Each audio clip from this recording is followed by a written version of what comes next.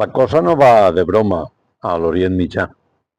Les persones que viuen al sud del Líban han deixat darrere les seues cases i les seues propietats perquè les tropes que comanda el general Netanyahu amenacen amb una conflagració que podria ser total, tal i com ho han denunciat diversos caps d'estat a l'Assemblea General de l'ONU.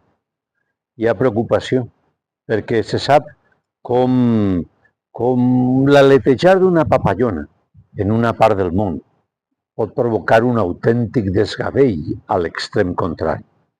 De qualsevol manera, en aquest món tan globalitzat com ens han obligat a viure, qualsevol cosa pot influir sobre els mercats i aquests sobre les nostres butxaques. Voleu dir que no hi ha cap manera de deturar tots els conflictes? Doncs ho tenim malament.